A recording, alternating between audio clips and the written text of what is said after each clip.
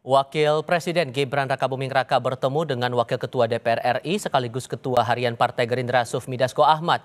Pertemuan terjadi di tengah isu pemakzulan Wapres Gibran dan pemberian amnesti untuk musuh-musuh Jokowi. Lalu apa arti di balik pertemuan kedua tokoh ini? Kami diskusikan bersama dengan para narasumber. Bergabung saat ini Wakil Ketua Umum Jokowi Mania Andi Azwan dan ada juga Hendar Samarantoko, politisi Partai Gerindra dan Direktur Eksekutif Carta Politika Yunarto Wijaya. Selamat sore semuanya dengan Tifal di sini. Apa kabar? Selamat sore, Toto. Terima kasih semua sudah bergabung dalam Sore, diskusi Bang kami kali Hendarsam, ini.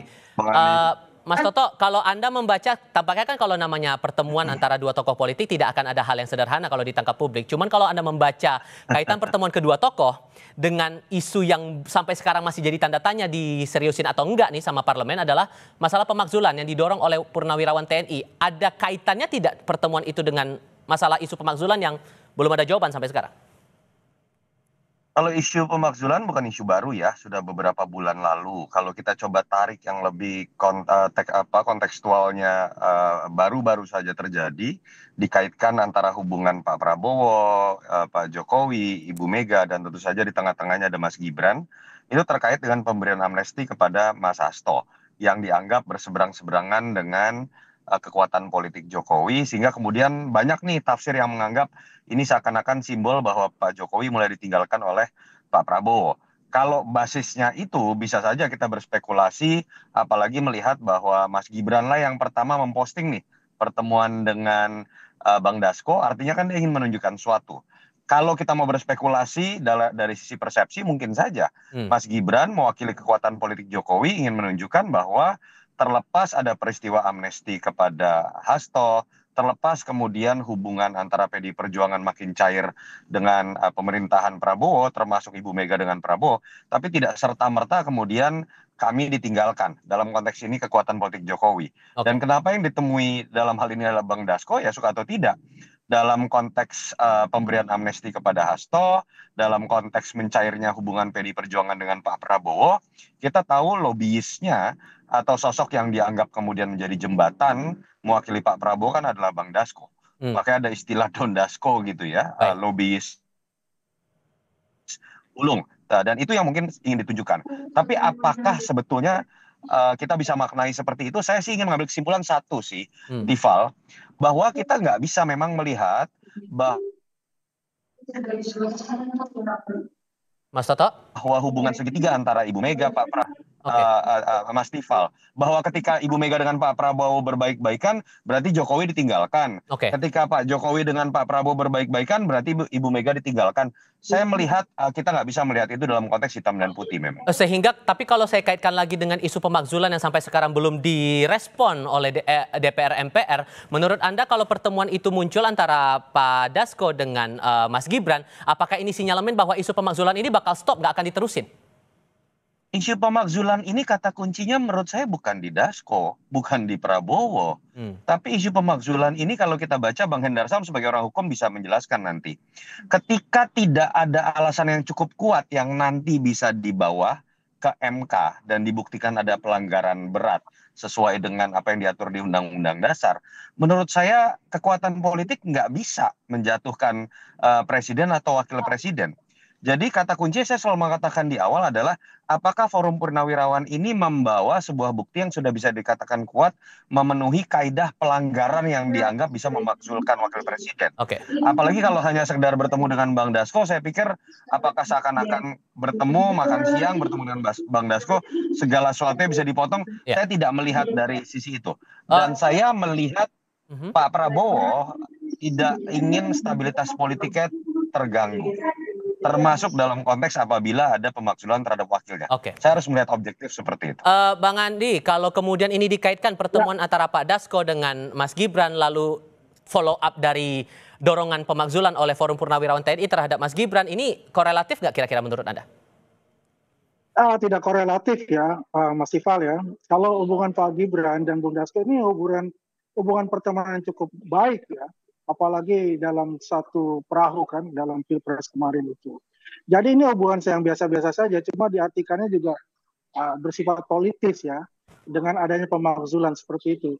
Menurut saya, pemakzulan itu sudah game over sebetulnya. Tidak ada relevansinya lagi, karena selama ini Pak Prabowo itu adalah memberikan juga ruang-ruang buat Pak Mas Gibran sebagai wakil presiden itu untuk acting sebagai presiden ketika beliau berangkat ke luar negeri dengan tugas-tugas di luar negeri.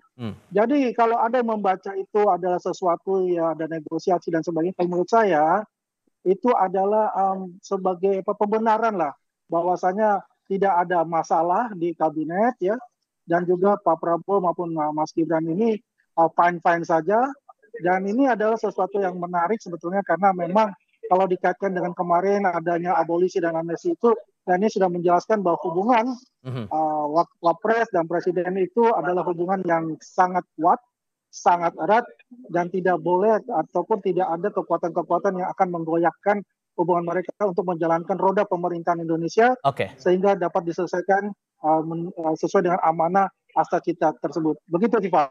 Bang Hendarsam, kalau kemudian pertemuan antara Mas Gibran dengan Bang Dasko ini dikaitkan dengan pemakzulan Mas Gibran oleh Forum Purnawirawan, emang ada kaitannya kah soal itu yang dibahas antara keduanya?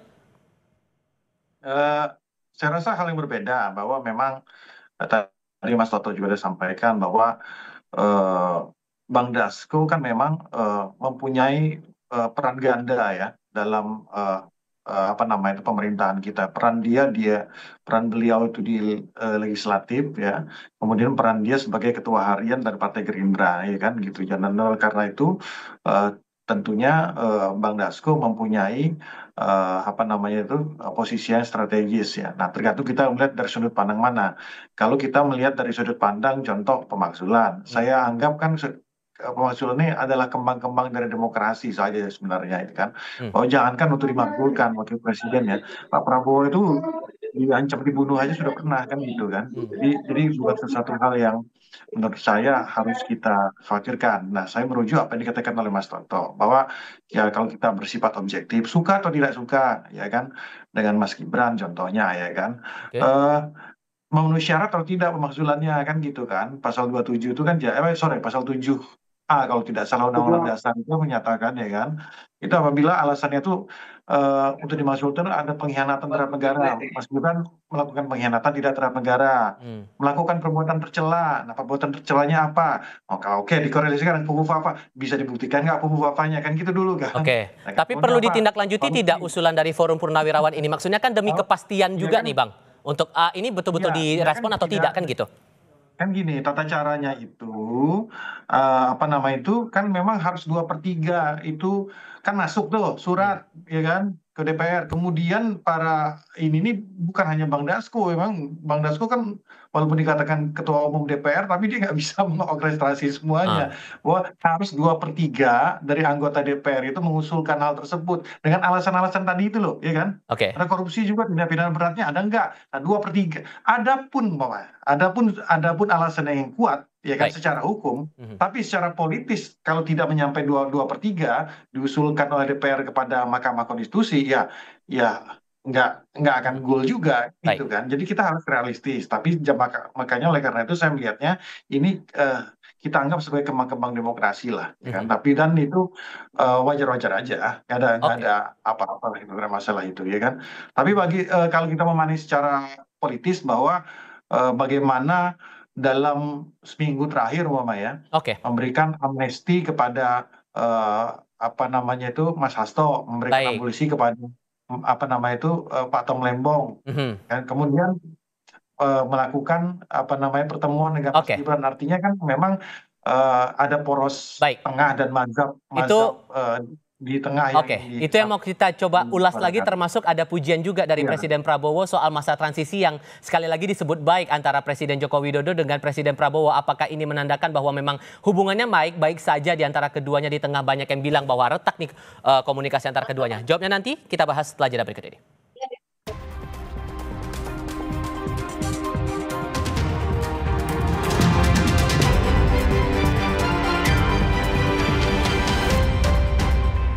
Masih berdiskusi bersama dengan para narasumber. Ada yang berpandangan bahwa pemberian amnesti dan abolisi untuk Pak Hasto dan Mas Tom ini menandakan bahwa hubungan Pak Prabowo dengan Pak Jokowi lagi renggang. Tapi di sisi lain, saat sidang kabinet, Bang Hendarsam, disebutkan ada pujian nih dari Presiden Prabowo terhadap Pak Jokowi karena masa transisinya berjalan mulus, goal untuk menuju ke sukses pangan itu bisa tercapai. Ini menepis ya berarti kalau ada anggapan seperti itu? Ya, kurang lebih seperti itu. Karena kan memang ada Bapak kan gini, Pak Prabowo di beberapa hari sebelumnya itu kan menyampaikan, ya kan, menepis isu adanya reshuffle, ya kan. Nah, ini kan juga kan kaitannya tentu, ya kan, sasaran tembaknya itu supaya kurang lebih 17 mantan menteri eh, di era Pak Jokowi itu apa namanya itu untuk di reshuffle kurang lebih seperti itulah ya kan Pak Prabowo. Nah, Pak Prabowo ini orangnya nggak mau diolah-olah kayak gitu loh ya. Jadi dia tahu persis makanya dia bilang ya kan jangan ngolah-ngolah saya lah ya kan. Saya tahu cara main-main kayak gini. Jadi oleh kami solid, kami tetap itu transisi tetap berjalan. Jadi dalam arti kata apa? Bahwa soliditas dan juga kondusivitas itu harus beliau jaga. Dan kita percayakan bahwa memang hak prerogatif beliau kapan beliau harus melakukan reshuffle kapan tidak. Jadi di tiap pemerintahan tentunya berbeda-beda. Nggak ada rumus setam. Nah, Mas Toto ngerti itu, ya kan? Ada yang 2 tahun, ada yang 2 tahun, kan itu nggak ada rumus yang tetap. Jangan-jangan apakah ini berlangsung terus sampai selesai bisa jadi iya, bisa jadi juga tidak. Nah, hal seperti ini juga yang nggak bisa kita template dari pemerintahan-pemerintahan sebelumnya. Jadi Oke. apa yang beliau sampaikan, apa nama itu, masa transisi berjalan dengan baik, ya kita lihat pencapaian-pencapaian saja sejauh ini ya, bahwa artinya setidaknya saya menganggap masa transisi yang baik itu Oke. bukan juga dari sisi program, tapi bagaimana apa nama itu menteri-menteri dan wakil menteri di era Pak Jokowi bisa ngeblend dengan Pak Prabowo lah. Nah, Bang Begitu Andi sih. juga menangkap hal yang Ya, sama bahwa ucapan atau pujian dari Pak Prabowo kepada Pak Jokowi ini bisa mendinginkan spekulasi yang muncul. Bang Andi? ya, saya setuju dengan apa yang dikatakan Mas Hendarsam bahwasanya itu adalah kita lihat ya, ini adalah keberlanjutan ya dari masa Presiden Pak Jokowi ya, terus kemudian ke Pak Prabowo. Ini berlangsung dengan mulus sesuai dengan apa yang dikatakan Pak Prabowo. Saya rasa itu tidak ada masalah gitu ya. Jadi bahwasanya ada orang ya yang genit-genit ingin memisahkan beliau, nah ini yang sudah terjawab semua gitu. Bahwasanya ya beliau Pak Prabowo dan Pak Jokowi ini adalah satu duit tunggal kalau menurut kami. Duit tunggal atau kata lain lah quote unquote bestie lah ya dalam hal sebagai negarawan sementara ini. Jadi pada dasarnya adalah saya setuju apa yang dikatakan Mas Hendarsan dan juga bahwasanya kita fokuslah bagaimana kita untuk bisa membantu presiden dan pembantu-pembantu presiden dalam menjalankan tugas-tugas mereka untuk memajukan masyarakat Indonesia ke depan. Begitu, Oke. Tifal. Sehingga kalaupun dianggap bahwa mengklirkan ini sudah jernih, spekulasinya sudah terbantahkan, Mas Toto, tapi masih ada ganjalan tidak sih? Ya, begini, dari awal saya selalu Saya mengatakan, rasa Pak, tidak ada Sorry, ya. ke Mas Toto Jadi dulu, Bang Andi, ini sorry. Bang Andi apa saya nih? Mas Toto. Silakan Mas Toto. Iya, dari awal sebetulnya kita kan bisa melihat Pak Prabowo berusaha untuk menjaga hubungan dengan semua mantan presiden.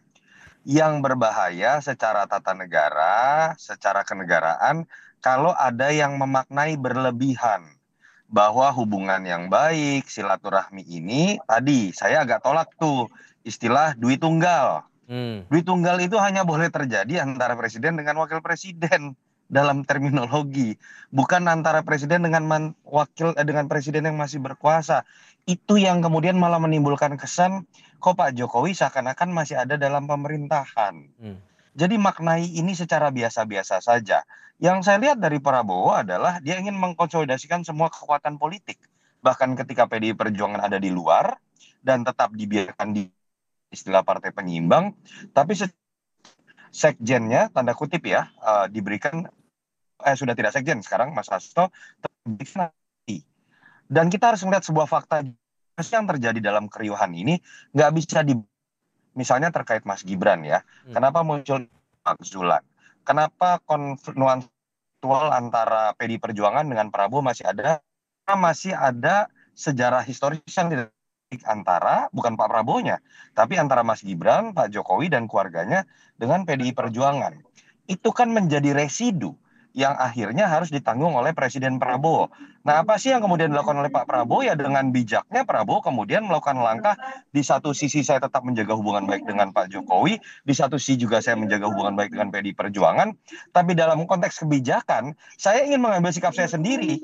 Saya bukan berarti kemudian bisa diatur oleh Jokowi, bisa diatur oleh Mega. Aha. Dan menurut saya seharusnya Presiden melakukan hal tersebut. Oke. Apa sih yang harusnya dilakukan dan bisa dibantu dalam kemudian ikut memelihara kondusivitas yang juga dijalankan oleh Prabowo? Dari pihak Pak Jokowi misalnya, Bung Andi, jangan lagi ketika Pak Prabowo sudah menerima merangkul yang kalah, relawan Jokowi kemudian teriak-teriak. Baik. Wah, ini masih ada yang kalah, berteriak-teriak. Lalu ketika kemudian mengambil posisi berhubungan yang baik dan cair dengan PDI Perjuangan, di bawah masih terjadi debat, seakan-akan posisinya masih berbeda. Oke. Contohnya clear lah, ada yang menuduh partai biru lah dan lain-lain. Itu menjadi beban buat Presiden Prabowo. Oke. Itu yang saya harapkan bisa dibantu juga oleh teman-teman relawan Jokowi. Kemudian keberadaan nama Oke. Jokowi yang masih melekat dalam pemerintahan Prabowo dilihat secara positif, bukan menjadi beban. Sudah kami tangkap poinnya di situ, Mas Toto, Bang Hendarsam, Bang Andi, terima kasih banyak sudah mau hadir dalam diskusi kami kali ini. Sehat selalu semuanya. Selamat sore. Sore. Terima kasih.